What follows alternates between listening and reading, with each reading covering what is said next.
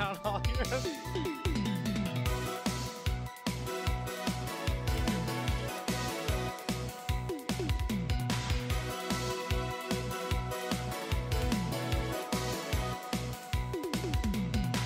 Happy birthday,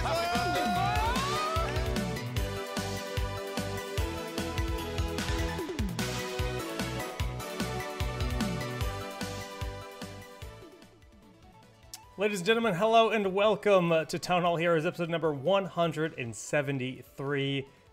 It's been a while, and I'll get everything out there right out of the gates. We've got an awesome jam-packed show tonight with a rock star list of panelists here tonight.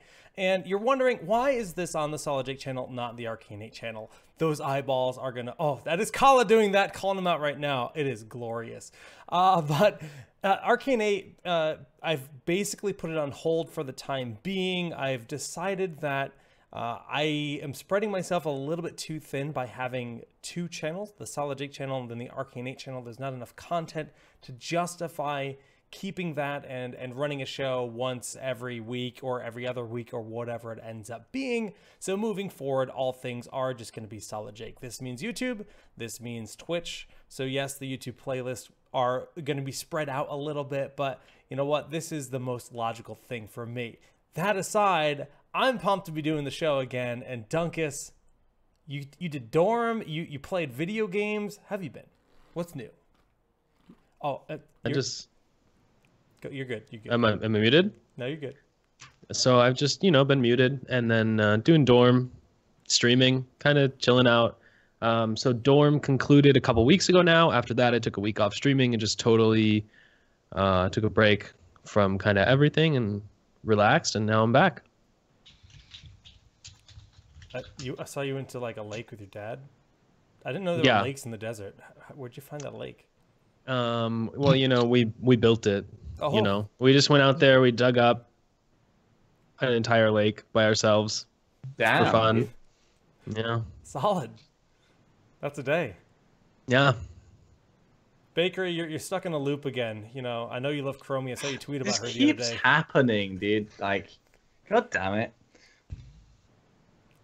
What's good, man? How you been? How's that dig life? Dude, I have been amazing, actually. I've been loving life.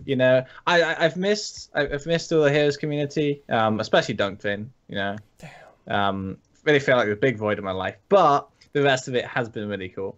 So yeah, I'm doing great. If you didn't see, yesterday we announced an awesome new Rocket League team, and also the fact we've got a new CEO. So that stuff's hype. And you got a Trixler. Oh yeah, Ooh. Oh, savage. we also got Trixler. Yeah, you're right. Damn. Savagery. Kala, my new beloved co-caster. I know I feel like I'm cheating on you with JHow here. How's it going? Yeah, it's been really, really great. I was just down, obviously, doing Crucible with you in the Los Angeles area. And then went to Dorm after, got to meet up with a bunch of people from my stream community, got to meet up with all types of people from the Heroes community. It was such a fantastic time. Got to spend copious amounts of time with the boy Marche, which is always fun. Yeah, hey, am I looking the right? No, I'm looking the wrong way. Okay, but I got to spend a lot of time with Marche and stuff, and got to hang out with Dunk a bit too, and it was just, yeah, it was fantastic. I'm just going to interject really quick just to talk about that journey. Dunk went to see a metal band whose name I don't know. Help me out. You're talking about when I went to California? Camelot, Yeah. Camelot. So Kala and I are there for Crucible. March is local to the area, so we're just hanging out. And Dunk's like, oh, by the way, I'm going to a concert in Anaheim. And he came up, I don't know, it was like 1 a.m. by the time you got there.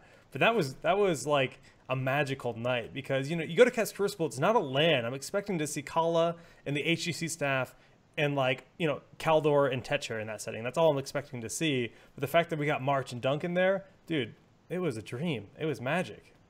Good times. March, yeah, it was good times. Speaking of good times, you just went to EDC. Dude, yeah, you're living the dream right now. Dude, yeah. I mean, my vacation time is over finally now. May has been full of vacation time for me with hanging out with Kala and showing him around the area and chilling with you guys. and then going to Vegas. I just got back last night, so I haven't even had a stream since coming back. But I'm just glad to be back home, and then gonna start grinding out the streams probably like right after this. So yeah, it's a lot of fun though. Much needed vacation time, but ready to get back to the grind. It helps though. It's reinvigorating. I mean, Yeah, for any it's really kind necessary. of job, like as a streamer or as someone that's working at a grocery store stocking shelves, right? Vacation time is reinvigorating regardless. And for me, my vacation time lately has been full on yard work. JHow's vacation time has been HGC prep. What's good, man? HGC prep and a little bit of everything. It feels like, I don't know. Somehow I look down at the calendar and it's May 23rd. I don't know how I got here, but staying busy during the downtime. Been working on content, been streaming a lot, which has been really cool. It's been really refreshing. And then got a kind of a 3v3 tournament going on this weekend. Marche is going to be there. So some eight professional players, eight HGC pros, 4 community streamers. It's going to be a little bit of fun where we bend some rules. So no worries about plugging here. I'm going straight in right out of the gate. Dude, I'm really looking forward to that. Actually, that's gonna be so fun. That's super cool. And Wait, this is Marche, like, are you playing? yeah, I'm one of the community streamers on the roster. I actually forgot about you, Dunk, because you didn't want to stream for a bit. Savage. And every night Savage. I'm looking online to see what streamer can I try and pick up, and then I forgot. JHow with After you all we've been through together. dude. Dunk is back though. Dunk was streaming. Dunk is like, when I was on the East Coast, man, Dunk was like every night, like I would take a break, I would get done streaming, and I would eat dinner like later at night. And Dunk was like my nightly stream that I would watch while eating every day. I miss you, Dunk. there's Monkus, then there's Dunk, I miss you. Dunkus because he doesn't make it. Bring it back, man. Yeah, I mean, it's actually, this is like the 1 year anniversary of Bloodlust, and all people are like, when's Bloodlust happening? I'm just like, well, it's been a year, and the way that HGC dominates the weekends, this is the window where it would have happened. This year, for me, it didn't make sense for this window. If we're gonna do another Bloodlust, it would actually be in the latter half of the year after BlizzCon, because frankly, I don't think there's gonna be a break between now and then where HGC isn't dominating the weekends, because I want to do it with pro teams. But that's one great community event that people tend to enjoy. But I think a lot of people enjoyed this past weekend, just a week prior from now. Kala and I were casting Tempo Storm's new Lightning Fast, which is, well, Kala, that's your baby. So explain what it was if people missed it and where they can catch the VODs. Well, explaining what it was and kind of how it came to be was just, we recognized the fact that there was a pretty substantial gap, and Reddit was even complaining about it, between the last HGC matches and mid-season brawl, and players also feel this way. So myself, Tempo, and Red Bull kind of came together and decided like maybe this was a good, or sorry, Tempo had a production team that they basically purchased, or a production studio, and they're like, hey, we can do actual shows. So they approached me and they're like, what kind of tournament would you want to do? And I had 2 ideas. One was a reverse draft, and one was this like ultra rapid fire, kind of stole it from League of Legends style game. And I thought it would be way more fun to watch something like that. Obviously we had some issues, with the Zarya and the Ariel and stuff like that. But we ended up evening it out in the grand finals. But yeah, that was basically just an idea I had for a fun community event that was in between HGC and mid-season brawl, and I thought it went super well. And if you want to check out the VODs, it is at twitch.tv/tempo_storm. Yep, all of the games are there, and yeah, I thought it was a lot of fun. Did you enjoy it, Jake? God, it was, like you said, for us, learning a new meta as it's being formed is like, it was just so freaking fun. And the style of the event, seeing players that are playing at, basically triple speed perform well. Like, some players were just bad, right? Not That really cleanse, bad, but that like cleanse that made it to Reddit was sick. yeah, but like at triple full speed, it's just like some of those Yeah. were just like, holy shit. And just the way you have to predict stuff, the way that the meta changes, the heroes that you get to see that normally aren't good was really fun. Yes, with unlimited energy on Zarya and Ariel, they are busted, but like, it's still cool to see Sonya with Max Fury just like slamming away. We got to see Artanis played in a really like traded like rock, like one of the most impressive Artanis games I've ever seen. And again, he's swapping at triple speed. Like, it was a cool, fun, different thing. So yeah, dude, Ariel and Zarya did eventually get banned, right? Because of well, and the way it worked, since it was mid-event, they just agreed, gentleman's agreement in the finals to ban them as first ban throughout the draft. But it was super fun, dude. It was definitely a good time. And I got to give props to the Temple Storm studio, because I didn't even know they were a thing. And they, like, as a remote production studio, is like what they seem to expertise in, because they have, you know, you think about Skype, it's just a program, right? But there's physical devices called a Skype box that allow you to call someone. And this is what HGC would use when they would call a player for an interview. They don't just use Skype as a program. They use a piece of hardware called the Skype box. And it gives you full control of their audio and their camera, and it's supposed to have higher quality, and it's got a bunch of different things. They have multiple of those so that they can individually control my feed and my mic, Kala's feed and his mic, and wire us into production, and production can talk to us. Like, I could not even imagine the way they built that show. And it was cool to work with something that I just didn't know that caliber of remote production could be done. So really impressed, and really fun to work with them for not only the fun event, but seeing what they can do was really, really pleasing to me. But I think it's time to talk about Nexomania. And you know, you can see I've got Sonya and Lunara fighting here. Clearly, Lunara is the choice you should have made. What choice have you guys Agreed. made? I went Lunar as well. Easy Yeah, Lunar. Yeah. Did we all go Lunar? Did everyone go mean- Lunar? I haven't got anything yet, so I'm gonna go Sonya, just to spite you guys, actually. Damn. Just to be contrarian. I personally wanted to go with Sonya because I like her better as just a hero, but then I saw the art and I'm like, wait, You just Lunara saw- looks way more gnarly. Yeah, exactly. I align more spiritually with Lunara in terms of the art, so I was like, snap pick Lunara. Yeah. Wait, does Cat like Sonya kind of aesthetic not do it for you guys, really? You know, I mean, it's like the Day of the Dead. I think that's what year. turned me away from it. The cat versus the Day of the Dead, right? I was just like, Yeah, yeah. I was like, you know what, yif or badass. I don't think it's a bad skin. I agree that Lunara one's pretty fire, but I don't think the Sonya's bad, you know? No, Speaking it's of not a bad Nexomania- skin. I would definitely rock that skin. I'd be happy if I got it, right? But I wouldn't buy it Yeah. with gems. But Lunara's skin, I would fiend over that with gems. 2,400, Can take 'em. we? Sorry, March, you were gonna say something first. Oh, I was just saying, like, speaking of Nexomania, like, how do you guys feel about, like, the quality of content they produce and how much there is relative to, like, Dark Nexus, which just happened, which there was, like, a whole panel at PAX East for Dark Nexus. Like, it was, like, supposed to be a huge thing, but I feel like there's so much hype around Nexomania, and rightfully so. Like, I'm way more hyped for Nexomania relative to Yeah. Dark Nexus. Like, I don't know.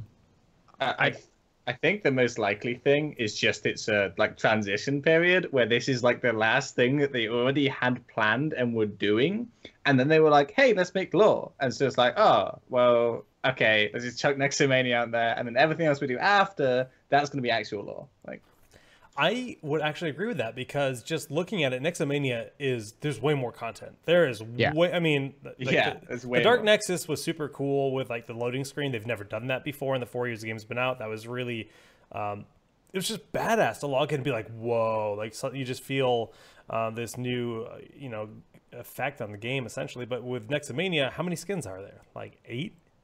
Yeah, and the then, mount, or and the mount, too. 2 mounts, like the pinata and the dog. Wait, and the shark? And the That's coming shark, too, but isn't it? that's a. I isn't think that it's a just summer board? thing, not a Nexomania Okay. thing. I think that was Okay, never last mind. year's board, like a new version of it or something. Kala's new to the hero scene, so Damn. But yeah, there's way more content with Nexomania than there was with Dark Nexus. Even though like Dark Nexus was so damn cool. Oh, we got some. Ooh. Okay, yeah, but yeah, Dark Nexus was so cool. I love the aesthetic, and I love Yeah. the skins. The skins are so sweet. I kind of felt the same way about Dark Nexus. Is that the actual content there was fantastic. Like the fact it actually just changed like the quick match screen and stuff, I thought was so cool because like it actually had an effect. But there just wasn't very much of it. Like the skins were great as well, but if we're gonna do lore events, like let me play the lore. Give me like a PvE brawl or That's- something, or that's even exactly- like a PvP brawl. Yeah. Like yeah, like, there wasn't where- even a quest for it, right? Like, and this one has a yeah, quest. No. I need to actually play it to actually care. Like, Yeah. But like the fact that they've invented these, you know, the PvE brawls that exist, I think that is the perfect way they make it amazing, because straight up, like, I loved, you know, Return to Braxis. All of those events are really, really well done, and it just seems like the calling, right? You have to fight Gul'dan and all right. That sounds so freaking fun. A 10-man raid on like a giant Asmodan or something. Can you imagine a 10-man raid on a giant Asmodan? Oh my god, like that would be sick. That would be so cool. I would just You could stream do a that for 8 Diablo hours. event, dude. You could do a Diablo event where you literally fight Diablo bosses sequentially, like Uber Yeah, it's Diablo. amazing. Blizz give. JHow's like, oh yeah, I'd be number 1 on the leaderboard for that. I got the Diablo skills ready. I would start Uber making Diablo YouTube is videos, like- dude. Damn. That'd What be if so much the fun. quest was you had to do something when the game started and a Stone of Jordan would drop, and after so many Stone of Jordans that you were in were sold, that's when Uber Diablo would spawn? I mean, that's never been done before. I think you For just said anybody that Diablo doesn't thing. get that joke, it was done in Diablo 2. Okay. Right over my head. He's lost Right most over. of the That's So how many you spawn people Uber didn't Diablo. know that. Oh god, you all didn't know that. That does kind of make me sad a little bit. I've never played Yeah. D2, so don't hate. Oh. I'm just gonna go. I got Right back. better things to do. Yeah, JHow, let's go have a better Skype call with monsters and demons and loot. I'm all for it. Oh, I'm so burnt from being outside. But yeah, overall, Nexomania is like really cool. I thought the prompt to choose a side for your quest at the start of the game was really fun. Totally different because, again, you know, band together. That was fun. I was hoping for a little bit more strife when we started the call, and everyone's like, yeah, Lunara's Bay. But when it comes to Dunk's wallpaper, Diablo versus Yeffy, I mean, I'm on Team Yeffy. What are you guys on? Wait, I like the yeah. Diablo. I think Okay. the Diablo Fun name. skin that's got like human skin tone is just sick. Like the Hell Like- Screamer one with the tattoos and stuff. Oh, Yeah. it's I'm so not good. sure if I like it, like I really like it, or I'm creeped out by it. Like that's kind of where I That feel, one is because weird. like I mean, he's got the nipples. human skin tone is Oh, yeah. definitely there, but Oh, there's yeah. something off, but yet so likable about it, and I'm not sure where I sit on it. I like the one where he has like neon paint all over him. I'm not sure what the skin is. The Diablo skin with all the neon the paint. glow in the dark skins. I think it's the underworld. Maybe it's the glow in the dark skins. Exactly. That's my favorite one. I'm definitely looks Team so good. Hefe as well. Like that chair, I mean, it's just too good. Yeah. Wait, so Yeffy. how do you pronounce it? Yeffy. Hefe. Okay. It's Hefe. Heffy. Hefeweizen. Hefe. Yeah, that's my Wait. favorite one. I like Dude, Jeff. I Go ahead. just logged in for the first time to Heroes, right, with the Nexomania event. That Mhm. choose a side thing is so cool. It is Yeah. really cool. Okay, I've got a major Yeah. problem right now. I don't know if Garrosh is playable or not at this point. He has belts for shoulder pads, right? Yeah. But if you spin around the belt buckle, it's two identical belt buckles. How do you connect No. that? No. Unplayable. Unplayable. Unplayable. Oh my! How do you Wow. connect that? Wow. Damn. Wow. Uh-oh. No passion, Blizzard. Oh my goodness. This is not how belts work. That's a true disappointment, really. At The least he's got belts are a really cool touch, though, by the way. the Horde chair. Oh, so Yeah. cute. I didn't The realize chair that was is the Horde decent. logo. That's amazing. Yeah. Do you remember when you said that I had leaked information, March? How do you feel now? Oh yeah. Called this skin hard, like down to the chair. Somehow, I don't know how. Oh, really? He claims to not have any inside info. I didn't have Eh, inside info. It just made sense. Yeah, It but does. literally like Who would have down to the chair. guessed that instead of the? I mean, March, you're gonna have to help me out here. Lost Vikings. What was the skin everyone wanted? The Three Three Amigos. Three Amigos. Yeah. Why didn't they do that? Vikings have one. Nobody skin. wants Viking skins. Because I thought it was going to be a Nobody wants them. wrestling. If it was going to be a wrestling event, the only two wrestlers would be Diablo and Garrosh, right? I think. Sonya's not gonna wrestle. Well, I mean, those were like the main ones that I was thinking. I never would have thought of Lunara personally. I don't think anyone really would have. No, she definitely But didn't. Sonya, yeah, perhaps. But everyone the skin else turned I out think, well was though. Like Yeah. thematically, I wouldn't have thought about Lunara, but the skin actually turned out well. Yeah, I agree. Dude, I love Lunara as a hero, but like the skins, it's like the winter as a skin was hero. really cool, and it made me want to play Lunara. Same for the Gul'dan skin. This makes me want to play Lunara and the rework. It's amazing. Dude, this skin is cool. The It's glow in the so dark one good. is so good. Yeah. The skeleton like deer, it's just badass. Yeah. all the bright colors. Ah, it's so good. There's Wait, one I of like the dark one with the blue tint, Yeah. not the pink one. Nah, the blue tint is the hot. Yeah, the dark sure. one with the blue Yeah, tint. the dark one with the blue Oh, highlights. I didn't even see that. Mmm. That is, Yeah, dude, that tail. just being honest, Look at that booty. I picked Sonya, but I really regret my decision, dude. These Lunaras You messed up, fantastic. dude. You messed up. You can't go back. There's no going back. Yeah, you cannot come back. I almost got my underworld grip. I like the. I like the it how he event. tells you that 3 times too. It's like, are you sure? Wait, are you sure you're sure? Okay, mean- but you can't go back if you're sure. Yeah, but I now, like now that you can it go didn't through the warm me prompt enough, dude. because I wanted to see both. So you can go through the full prompt with that. Are you sure? Are you sure? So you can make sure that you can go like, okay, well that means I can go check the Sonya one without fear of accidentally locking it in. It was good. We got to be real though. When it comes down to like Nexomania, the skins and the content is fan freaking tastic, but the fact that your options for purchasing are Yeah. huge bundle, Yeah. and that's that. It's like, I don't want. I hate this mount. Like, I hate this dog. A lot of people love it, I'm sure, but I hate it. Like, I do not like Chihuahuas. Yeah. That's not my jam. But I'm in the same boat, dude. Yeah. like Lunara skins, I want those. Like, I want those. I don't care about Sonya. I don't It- care about ETC. And same over here. Like, this is a little bit better. The pinata's cool, and then Karazim. This Baker. Did you see this? Yeah, I did see it, but I'm actually stuck on one Karazim skin. I can never change. Okay, you're right. so, The green yeah. Karazim.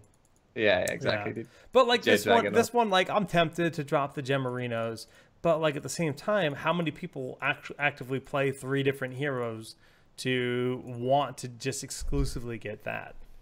Or even like Yeah. how often do you actually switch tints? Like you really only want know. like 1, maybe 2 tints. True. Yeah. Like max. Like who wants like 6 tints of the same skin and switches every game? Like no one does that.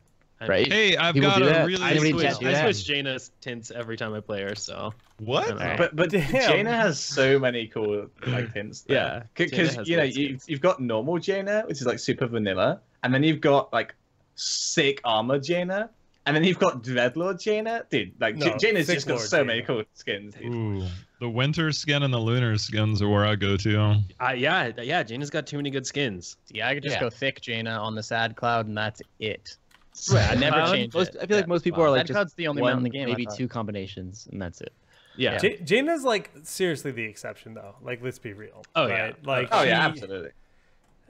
There's plenty of heroes that look great and have a good variety. Tyranda's the only other hero that I have multiple loadouts. There's like a loadout functionality. I don't use that for anyone except Yeah. Tyrande personally, because Ooh, I have one I called actually am the same way. for Tyrande. Yeah, I used the Eagle Eye Tyrande on one. I used the Love one, whatever that one's called. Oh, The gross. Love Goddess. The kiss. Oh, I hate that shit. Dude, this Eagle is why Eye I is worth love. that. It's why I love Town Hall, right? Because I'm pretty sure if someone went through and like calculated how much we speak about different heroes, Tyrande is like number 1, like 7 times the second place, dude. She's my Jake's girl, loves her. dude. I fucking love Tyrande. Like, so I'm flying to Georgia tomorrow for a panel. I'm actually doing a content creator panel for Heroes of the Storm with Lashes is hosting the panel, and it's going to be me and a few other content creators, and it's at a convention called MomoCon. And I'm going to talk about my journey as a content creator, from everything from doing stuff like TownHall to esports and all of that. And one of the things, there's like a projector with a slideshow, and there's like, they wanted facts about us that we would provide. And one of my facts is best Tyrande NA, because she's my bae, dude. Like, if I could just play Tyrande all the time, I would. And I like literally when we're at Gamescom last year, Dunk and March, like, you know, I got alone with Alan DeBeer one moment. I'm like, all right, Tyrande rework just came out. Here's what's wrong. Like, I would never approach a game dev and be like, you know, here's what you messed up. But like, I went up to him, I was like, here's why she's less fun to play than she used to be, and here's what you can do to fix it. And I've talked about Tyrande enough on the show that if you don't know my opinions, ask me on my stream another time, because I'm not going to go down that road right now. But yeah, dude, it's she's my bae. But yeah, I just talk about Tyrande. no. How do we do it? I like literally have her on my screen right now, like all her skins, and I'm just ready to dive deep and talk about the power rankings of her skins, and we just can't do that right now. That's for a different show. That's for a different show. Slow news week. So Nexomania, I mean, at the end of the day, it's content in terms of just having loot boxes to grind for. Are you guys as upset as I am that we can still get tons of duplicate legendaries and they're not Nexomania themed? Because I've gotten 2 or 3 legendaries already, and none of them have been Nexomania, they've been duplicates. And that's something that Overwatch has changed, where like if you already own a legendary, you're not going to get that legendary again until you own every legendary. And also true for Hearthstone. And I don't know what kind of pitchforks we got to raise to get that treatment in Heroes, because it's so defeating to be like, oh, legendary, you know, an event loot box, and that you know is a limited time only, and then get literally a cheese cracker that you're gonna, you know, sell on the market for a quarter of its price. I think it's actually really frustrating that the highest rarity item in your loot box isn't necessarily from the event. I don't mind getting duplicate legendaries much, but it's super frustrating to get a Nexomania loot chest and it's literally like, oh, your common was a Nexomania thing, but your legendary is like some random like skin that has been in the game for 8 years. Like, Yeah. Well, it can also be heroes as well. Like that's the thing that always hits me. It's literally like a hero that came out 2 years ago now. That some reason like still 10,000 and therefore still legendary, and then that's like that's the legendary item. Like no, that's not legendary. That's like super meh. Like I have all the heroes. I want the skins. Like, but no, I completely agree. I don't have too big an issue with just duplicate, like legendaries as much as just if the legendary item or the highest quality item is from the actual set you're rolling for. Yeah. I didn't realize that Hearthstone and Overwatch had made that change. That would actually be so nice to have in Heroes. I think Hearthstone did it like this last set or something. It's really it hasn't new. been long. It's really new. Yeah. Granted, somebody in chat did mention that in Heroes you can reroll loot boxes. That's not something you can do in other games, but still, like if I get a legendary, I'm not going to reroll anyways because I'm just like, well, that's 400 dust. That could be 4 commons, so like I'm gonna take the dust. But it's still like I want a legendary to feel awesome every time it can. And even if it's new, I'm always like, oh well, I'll keep it. Like that's just kind of my mentality. Gotta catch them all. But so on the same note, actually, how do you guys feel about shard prices? Because we spoke about bundles, right? But you can actually buy all of that stuff with shards. It's just very expensive in terms of shards. Like, how do you feel about the rate that you gain shards and like how much stuff costs? Just want to point one thing out before you guys talk on this is that this is also consistent with Overwatch, where special events like this, where this is the summer event or a Christmas event, also just like Overwatch, the shard price is double for items for these type events because they're limited availability. But yeah, what do you think, Kala? It's been a while since you talked.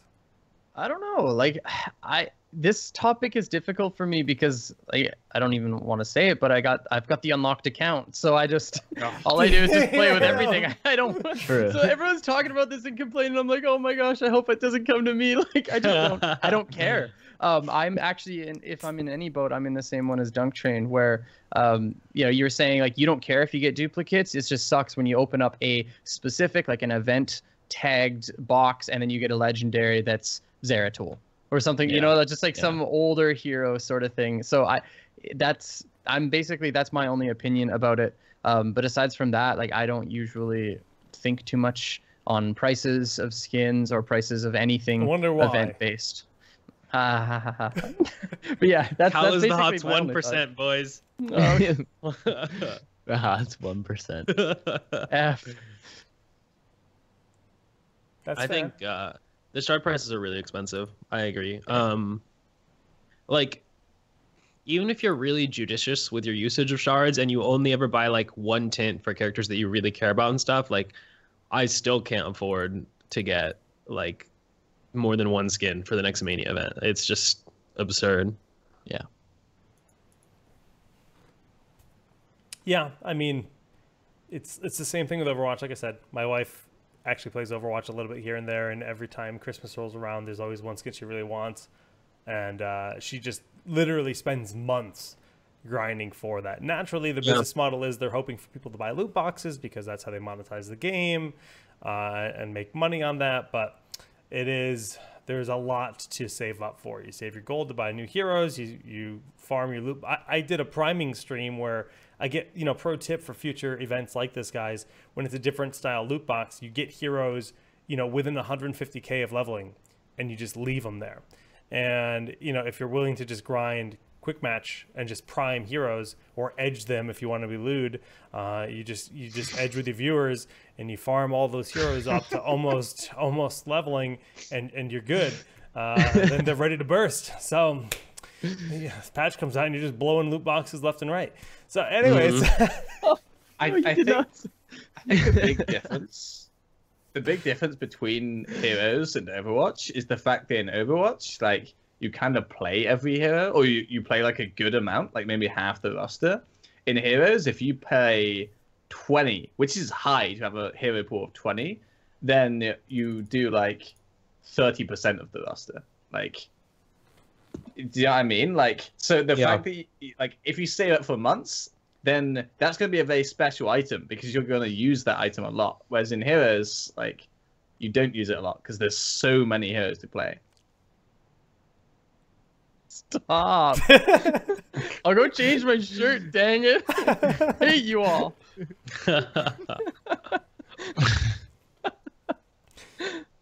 for the MP3 listeners, Colin and I were comparing our chest hair on stream.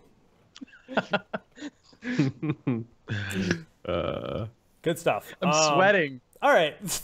I mean, I have that effect on people. Moving on. I mean, there's a lot to discuss. Nexomania seems like a fantastic event. We talked a little bit about the grassroots events. Let's kind of get back onto just balance and game design in general, and the heroes that they came forward with the reworks, which to me is more in line with a Diablo rework than Lunara. Lunara feels more like a talent update than a rework. I think rework's a strong word. But anyways, let's talk about the Lunara talent update. And effectively, I've only played 4 or 5 games with her, but I'd say she feels like the same hero, which is better talent options. Would you guys agree? We'll start with Marche. Yeah, I agree. It's definitely more like Diablo feels more of like a Lunara. noticeable. Lunara. Yeah, but I'm saying it's more noticeable on Diablo than Lunara. Lunara's just like kind of the same hero, slight shifts, but feels like I'm playing the same hero. Do you? I haven't really played much though because I've been away. Oh, that's right. You've been at EDC and everything. I've mostly been watching, but that's the impression I got. I like that they've transitioned some of her power to actually give her something that she can accomplish on the map. So she has early game. She's got her Nature's Culling at 4 now. Mm-hmm. Yep. Which is so huge that just, for winning lane, dude. Yeah. So you can actually just like run her on a BOE, a map that pre-7, your PvE potential is really important, which is, I like the fact that they've moved some of her power into early game. So now, even if she's against a Hanzo who she can't match up with as a ranged carry, if she's against a Genji who again she can't match up against, she can actually, or Phoenix even that she can't match up against, she can actually walk, or she can do something early game that will push her team to have an advantage. Whereas before I felt she was just like always waiting for something to happen, but it never really happened. And I like the fact that she has early game PvE power now. I'm pretty sure her level 1 talent is bugged though. The move speed one, I was watching I it. haven't tried it. Yeah, I'm like 99. It's way faster right now than it was initially intended to be. Yeah, it's I definitely feel bugged, like so. after what I watched from North America playing nothing but on a pale horse, that somehow that will be meta, even though I feel like it shouldn't be. Level 1, the Like, Wisp talent is so good, dude. no, no. Really? Really? No. Natural Perspective is still the OP talent. Well, one is straight up bugged, so that one is the OP talent, literally, Hippity hop. by definition. Holy. I feel like because Natural Perspective contributes to actual team fights, like how many times do you say, man, we really, in a casual game, man, we really won this because I went and double soaked as Lunara for 3 minutes, you know, while your team goes and dies 4 times because they didn't have another damage dealer. But that's not the point of Hippity Hop. Hippity Hop is allowing you, you can get in damage that you otherwise wouldn't be able to get in. It's not necessarily just a split soak tool. You can move in fast, get in auto attacks before your opponents get in any damage on you, and move out. It's like guerrilla style warfare. Well, Having it goes moves- away when you auto attack, right? Yeah, It but still, does. it allows you to get in damage. Yeah. It allows you to start off damage. Mm-hmm. Yeah, I feel like that just. I mean, Lunara is a sustained damage hero in the sense that she's not killing anybody fast, and she can pepper some damage in. If you go Splintered Spear, then yeah, you can get in and get that one quick auto in, but I mean, you can double up your Splintered Spear still. I mean, I just don't see that Natural Perspective can ever be passed up unless you're playing quick match against stealth heroes and you want to go the Wisp talent. Like, and then Hippity Hop, I just don't see how. Okay, somebody ran around this terrain, I can't see them anymore. Somebody walked into this vent or this bush, I can't see them anymore. Like, I feel like you're missing out on an auto attack or two, or you have to compromise your positioning to go find said person to do more damage. I feel like that can't be passed up. Fair enough. Yeah, I think it can be in some situations. It just depends on what you're trying to accomplish. If it helps so much having that extra move speed. It really, really does. That's why you see so much emphasis on Pale Horse on Malthael. It's the same sort of functionality. It's not just that you can get in damage easier. It's that you can also rotate faster. It's that you can also just be at certain places that you have to be faster. You can go to camps faster. You can do everything quicker than you normally would have been able to. And in HGC, it's a game of seconds. So having Lunara not there for 3-4 seconds, it can be really difficult. I actually think all of her level 1 talents are decent. Yeah, it's also and I like think map specific, isn't it? Yeah. Like, and on we'll Brexus, see. like the Hippity Hop is probably going to be insane because it's so rotation heavy on that map. Yeah. We'll see different talents. I think you'll see greater talent diversity, especially once Hippity Hop gets fixed, because yeah, it is bugged. Yeah. I mean, that's the whole the beauty of just kind of the new heroes and the reworks in general. Like, we look at Deckard Cain, and he's got fantastic talents. Like, his talents are absolutely wonderful.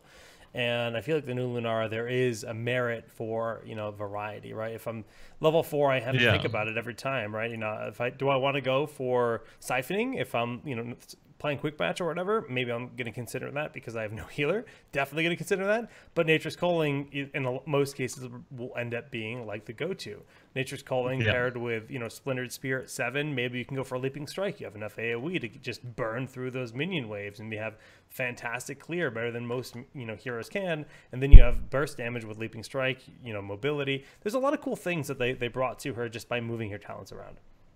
I will say that that's probably the single best thing that they've done all year is the reworks that they've done. It's allowed for more diversity. Once we nerfed Medivh's level 7, which was way too strong for way too long.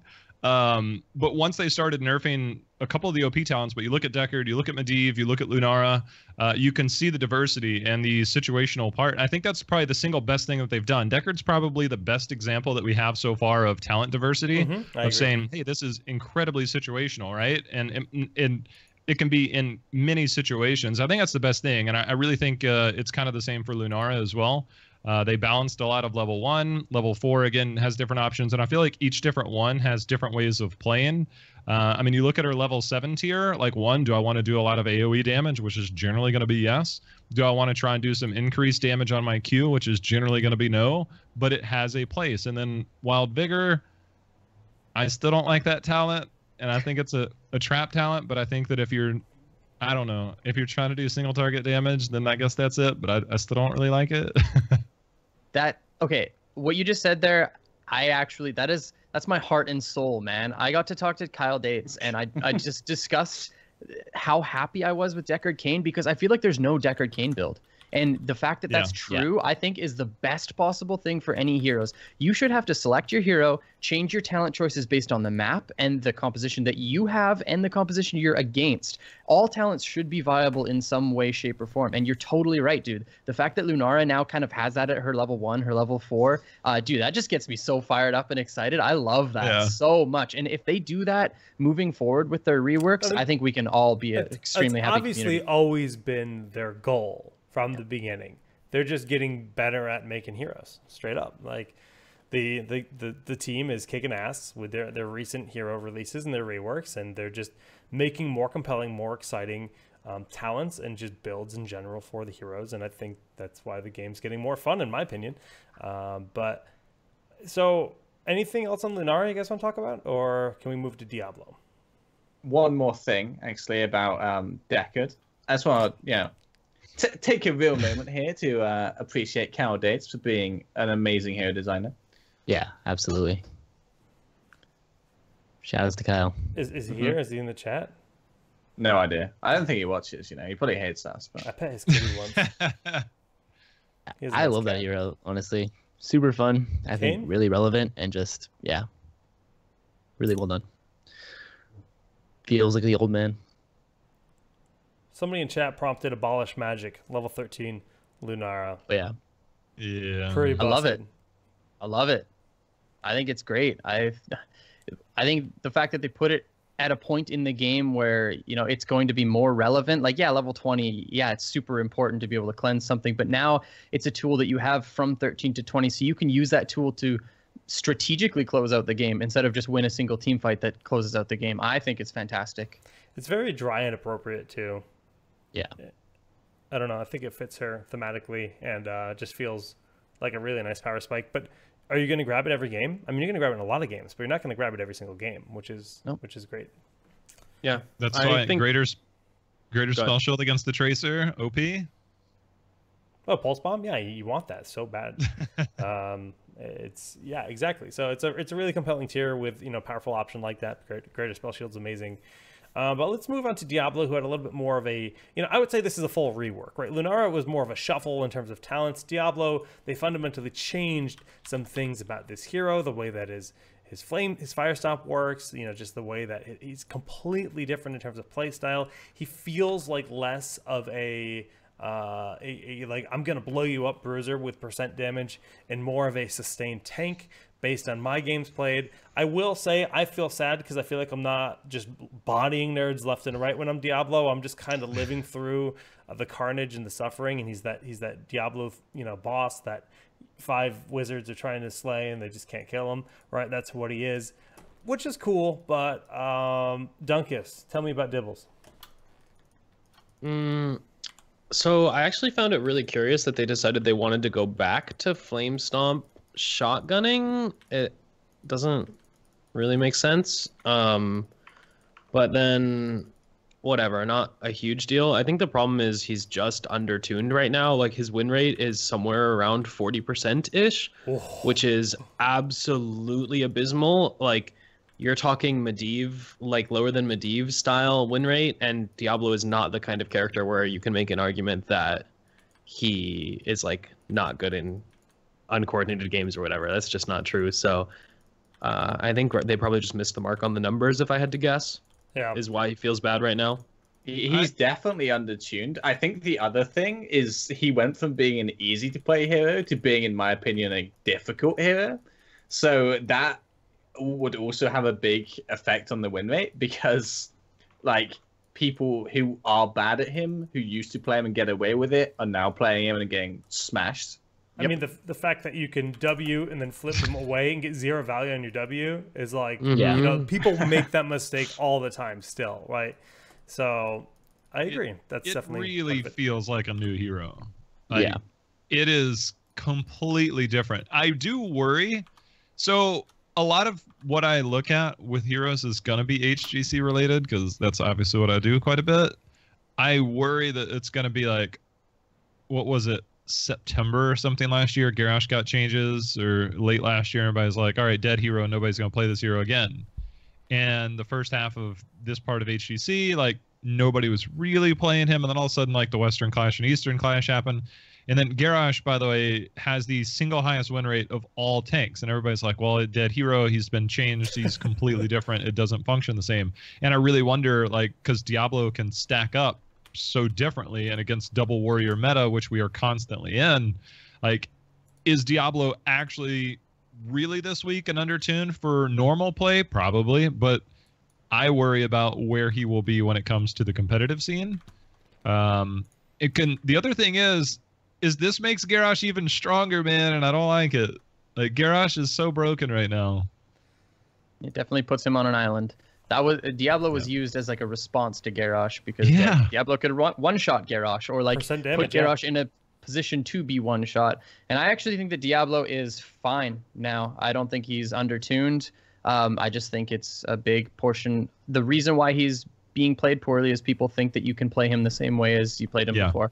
And that's really it. You know, they'll charge. Diablo was the easiest hero to play in the game, and you could also play him at the Grandmaster level. There are some streamers, you know, who are really high ranked that play Diablo. Can't really think of any of them, but you literally just mash your face on the keyboard beforehand, and you would one-shot people, and that's what you would do. I would recommend them to people who'd come into my channel too, because it's the simplest concept in the world. You Q, E, Q, and they die. His ult combo easy too. R, Q, E, dead. Even a baby could do it. But that's why he was so effective, because you could just one-shot tanks, and you can one-shot anybody. Yeah, but now the thing is you actually have to think about how you're playing Diablo. And I think he's just as powerful, but you just have to change up the way that you're doing it. Oh my gosh, the chat. So... confirmed, Kala is the most toxic person blaming streamers right now. No, I'm not. Okay. Hey, Kala, can you give me a send it? Can you give me a send it? Ooh. The real bam firewall. So, did you say that there's a certain streamer that was played a lot of Diablo and just face rolled? I mean, is that summarily how I can put this? I mean, Diablo was a face roll hero. He could absolutely smash anyone. Diablo was also just frustrating to play against, because you step up to anything and he can just one-shot you. And if he's got pre-tap running, or if he even just grabs a globe in a fight, he's just going to walk away with no problems. He's got diabolical momentum, so that combos up in another couple scratches. So it was so difficult to deal with beforehand. But now his combo, it takes a bit more thinking. And I like the fact that, you know, Lightning Breath is actually kind of meta now. It shakes things up. That's Lightning Birth is what I heard. Be born, lightning. So I think one of the things that I don't understand about Lightning Breath, think about Stukov. Stukov, if you massive shove somebody, you get what? Armor, right? Mm-hmm. We're talking about a support. If you're near somebody as Deckard, you get armor. When you're a stationary hero, it is the worst thing in the world to be. That's why, you know, certain heroics and stuff, because if you become stationary, you become a liability, right? And that's with a lot of abilities, and especially heroics in this game. Diablo is a tank, and I'm thinking, like, should he also get like 10 armor for being like, hey, look, I'm trying to do something, but if they just turn and kill me, like, it could also be terrible. Like, I don't like, I hate armor, right? Like, I actually think that there's too much armor in the game right now. But I kind of wonder, like, that's a whole show right there. Yeah. Why does Diablo not get some type of, like, hey, look, you're gonna be this big beastly guy, but we want you to be stationary, and you're probably gonna die. His level 1 talent is his armor. Yeah. So I'm kind of thinking the same thing. Of if you get Devil's Due and you tap and you literally run the enemy keep, and you stand there in Lightning Breath, and you had like 50 armor, you would gain health while killing their entire team. Like that's perfect. Actually so I think you could realistically add like 10 armor, and that would still be balanced. Yeah. But at that point, I don't think that's something they like to do. Just throw in like a token 10 armor, like, because it just complicates things. I think tell Deckard that. I mean, he doesn't have I guess that unstoppable is changing recently, to be honest. I don't like. Maybe they could do it, but I don't think it's needed. I think it's more fun to have him as a glass cannon and actually be vulnerable. Like the dynamic of a tank turning to a damaged but vulnerable like thing is interesting to me. Why does Sylvanas not have armor when she mind controls? Because mind control is a garbage ability. The end. We're not going down the armor heroic discussion right now, boys and girls. We're talking about Diablo. Honestly, I think he feels really fun, though. I like the fact that he can get souls from different mechanics now. He's got talents that allow you to basically get souls from either your W or by successfully stunning with Q and E, and I think that's really interesting. It feels a little bit less oppressive to like, oh shit, guys, I gotta go to lane and get some souls right now because I'm gonna just melt in this team fight because I died at level 16. So let's just wait a moment. I'm gonna go get this wave. You can actually posture for the team fight, play it safe, play slow, throw out those W's, land an E, whatever, and be rewarded with some kind of souls. And I think just gameplay wise, as a Diablo, that feels way, way better with his trait. Because before, his Black Soulstone was, you had so many moments of weakness where you were punished if you can't get that soak on the minion waves for the souls. Yeah. You have to like play lane Diablo for like 5 minutes every time you die. Yeah. That sucks. Yeah. I like the Diablo viewer conceptually a lot. I agree with a lot of what Kala said earlier, actually, about balance. But I do still think he's undertuned right now. I don't think he's 40% undertuned, but I think he's like 45 to 48% undertuned. I could agree with that too. When Dunk, you said 40%, right? Yeah. I don't think that's obviously it's probably real right now, but I think that's just. Sorry? Yeah, I think you're right. You're saying it's like not really representative of his power level because people are like trying new builds, they're playing differently. Like he's a different hero, people aren't adapted yet. I 100% agree. Actually, like when I brought up the 40% thing as a data point, it was interesting, but I actually was super surprised to hear that as well when I heard it because I had felt like maybe Diablo was nerfed from being the best hero in the game to like mid tier, but I hadn't expected him to just be, in the dumpster fire, stats wise. Yeah. Well, again, if you bring HGC into the picture, and again, I'm always going to bring this up, but the hard part is that if you tune him now before he gets to, say, HGC, like in the second part of the year, it's like, all right, we didn't really get to see it play to the top potential, and some of those builds in the playstyle come from that. I mean, think about Garrosh, right? And it's like, all right, now we know how to play it. But what if we tune him up a little bit before it gets there? It's kind of like a weird limbo stage that we're going to be in for the next month. It's like if we overtune him, it'll be very obvious, like the opening weeks of HGC, which we're still 4 weeks away from. So it'll be interesting to see how they handle it. That's a good point. Speaking about tuning, if we can, what do you guys think about the support pools right now? It's basically Malfurion on top of things. Where do you guys think? Let me think about this character called Tyrande and how we can buff her. Oh, gosh. So I can hop in on this, and I feel like the answer is that there's no clear direction on supports, and there just hasn't been since they decided to do the armor changes, and they thought, finally, we've got a direction, and they had a lot of good balance work around supports, but just from a game design perspective, I think that stuff sucked. Like, that's why we saw double support. So then they were like, okay, guys, we're probably going to roll it back. Let's make them less specialized. Let's take the armor out. Let's take, like, damage wave down. And now they're back in this phase where they have no direction again, and they just don't know what to change. Like, I feel like that's where we are. Yeah. I think... Go ahead, Dunk. When you have to play support that isn't, like, Malfurion or literally perfect for countering the enemy comp and or enabling your own, it feels so bad. Stukov. Like, I was playing yesterday. I mean, Stukov's getting banned a lot. Like, the take Malf ban Stukov plan is, like, so oppressive right now.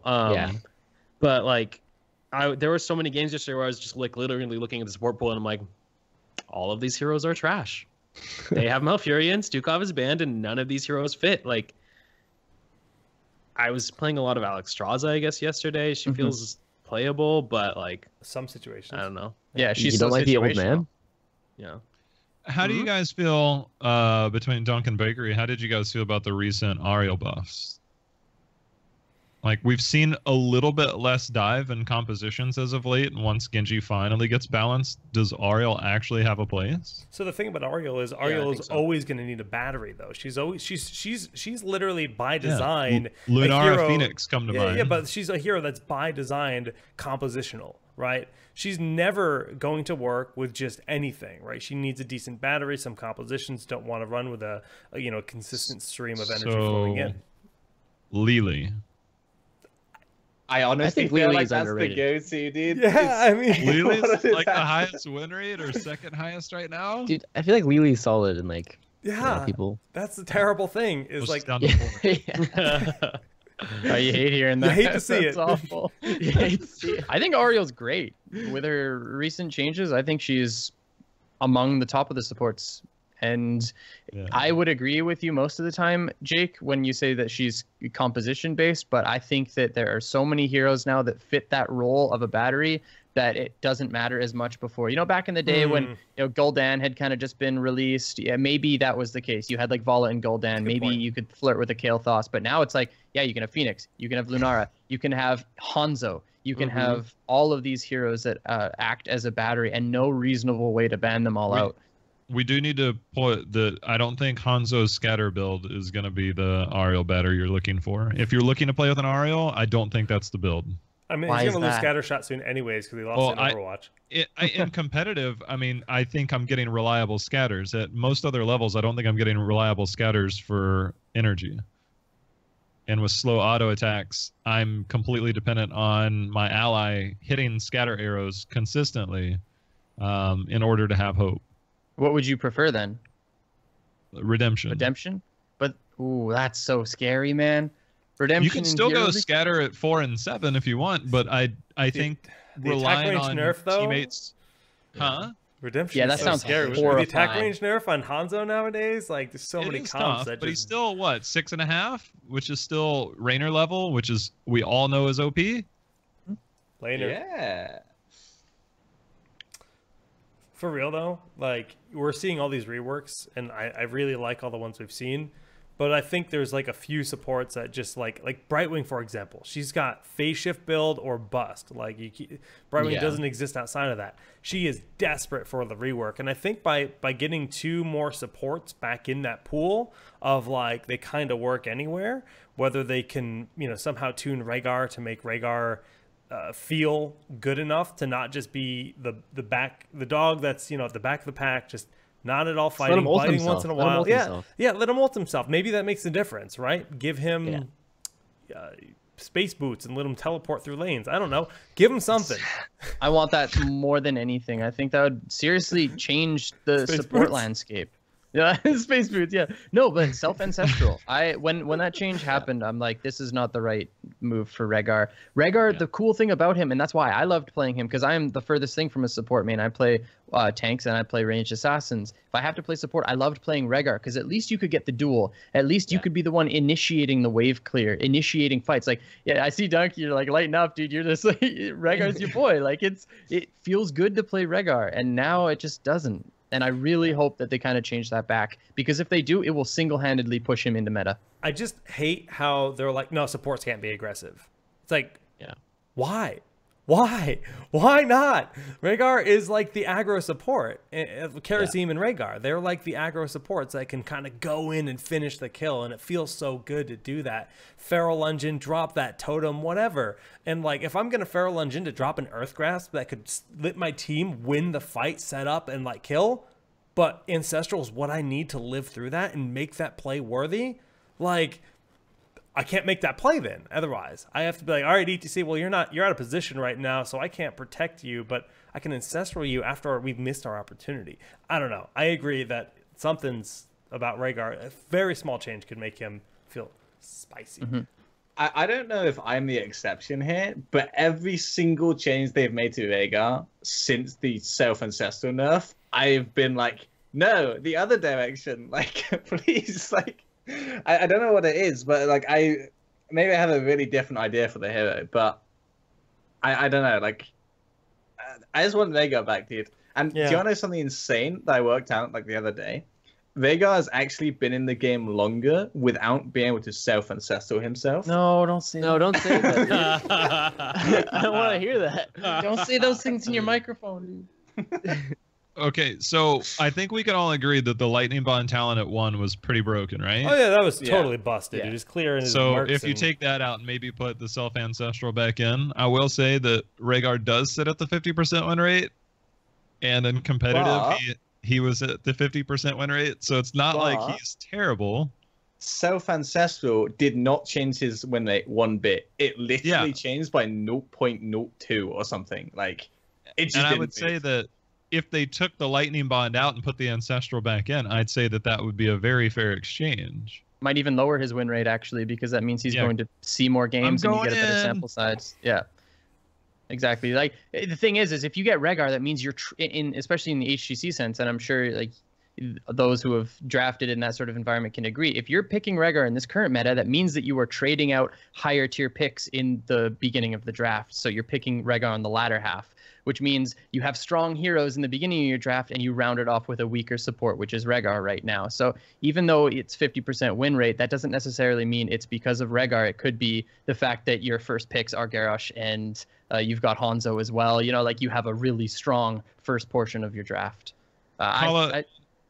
Oh, Nope, so what's up? I don't know if you can answer this question or whether you can give a very vague answer. Uh-oh.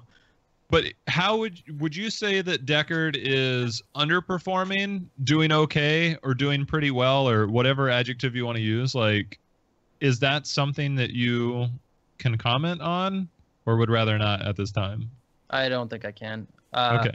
As much as I would absolutely love to talk about this, I don't think I should. It's I think given the circumstances. timing that you're going Yeah. to mid-season probably isn't the best, but I didn't know if there was maybe just a very vague way you could put it, which, you know, I mean, I'll obviously would be talk to you difficult. about it personally. yeah. I can literally just take a shot in the dark, you know, if you're interested. And I can say that I feel like Deckard's very situational, or like pretty situational, but when he's like available in the draft, he's going to be really strong in the HGC. There's no inside info there. That's literally me Yeah. guessing. But And my opinions on Kane, when I first saw him, I thought that he was going to be one of the highest contested supports in the game. He has insane engage range. He has crazy disengage. He's probably the tankiest support in the game. He's super difficult to kill. He has everything you could possibly want from a support. Those were my comments on him before I saw him being played. Still no cleanse, but Who needs cleanse when you can just lock the whole enemy team down? Yeah. Kappa.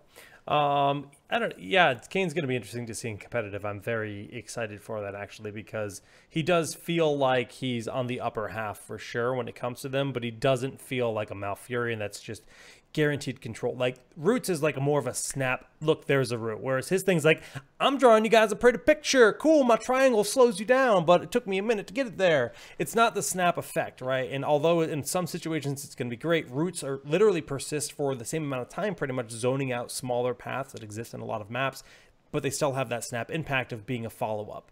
And that's mostly where I feel Kane lacks. But anyways, I think he'll be interesting to see in the support mix. Naturally, with Blizzard shifting their focus to less hero releases, more reworks, we can hope to see things like Brightwing getting a rework or whatever, because she clearly needs it. Obviously, I'd love for Tyrande to get a rework or something, but that's just me.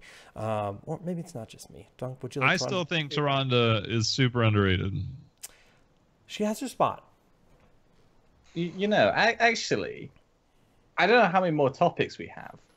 Jake, you can make the final call on this one, but I would absolutely love to dive into what heroes need a rework, like especially supports, and can we- which ones just need numbers changes. And we're going to do a Town Hall tier list of the reworks? Live? Abathur heal nerf. I'm That's like- my only one. Yeah, that needs to happen. Solo support Abathur should not be a thing. That's just me. But anyways, we'll consider doing that. I actually need to grab water, so we're going to take a short commercial break. And when we return, we'll transition to maybe talk more about balance, but we definitely got to talk about Roster Apocalypse, which is well underway, and HGC Midseason Brawl is around the corner. And of course, Hashtag plug. Check out Quip while we're on break. Exclamation point Quip in the chat. And make sure you check out JHow's tournament, which you can find on his Twitter. But we'll be back from our break in just a moment, guys.